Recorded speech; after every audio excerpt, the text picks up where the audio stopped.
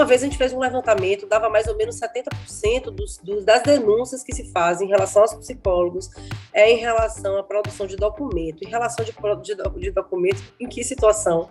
Em situação de disputa de guarda. Um lado, alienação parental, do outro lado, o suposto abuso sexual ou abuso, muitas vezes também tem a questão dos abusos físicos também. Então, isso é o que mais acontece. Então, como é que a gente percebe isso? A gente percebe muitas vezes que o psicólogo clínico, isso na verdade o que acontece majoritariamente é com o psicólogo clínico.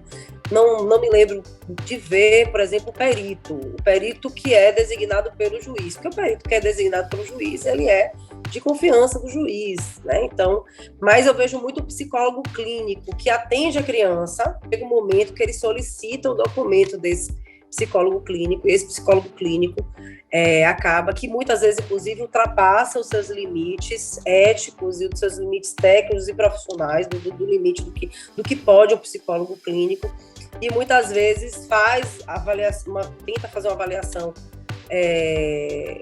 psicológica e se posiciona, faz um documento, muitas vezes, inclusive, se posicionando, falando tem uma alienação parental, muitas vezes, inclusive, é muito controvertido, às vezes, esses documentos, porque muitas vezes o psicólogo nem ouviu todas as partes. Foi o que eu tinha falado anteriormente, né? Eu falei, para poder a gente fazer um estudo, a gente precisa ouvir todas as partes. Não há como você,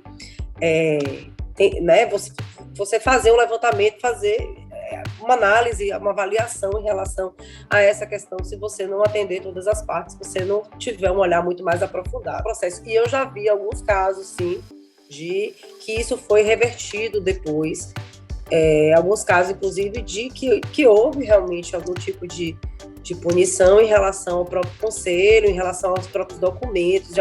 A gente tem no conselho também, também uma outra forma, que é a questão da própria mediação. A gente usa a mediação.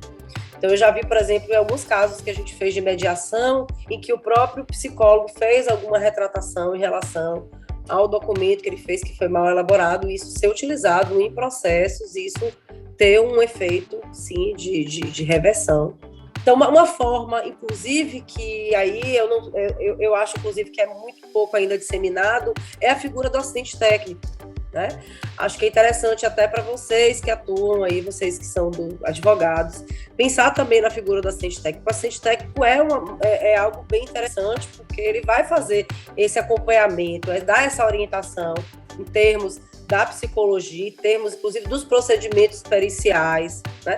Então, e também não só em relação ao próprio levantamento das questões que vão ser feitas em relação ao perito, mas ele faz o acompanhamento do trabalho do perito, não em loco, porque a gente não acompanha a atividade do perito no momento que ele está fazendo a avaliação, mas com o próprio documento que é produzido pelo perito. Então, após, né, a perícia, quando ele faz um laudo, um relatório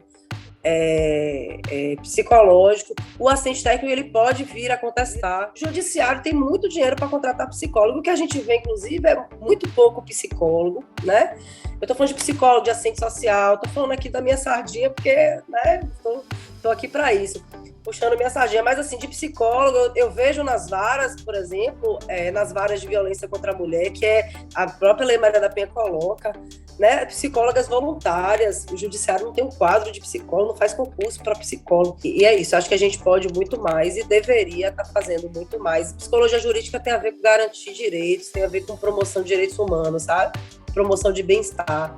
Então é algo muito mais amplo, do bem-estar para aqueles, né, claro, dentro dessa interface com o direito, mas sempre pensando na promoção de bem-estar, não de intensificar o sofrimento, né? Ao contrário.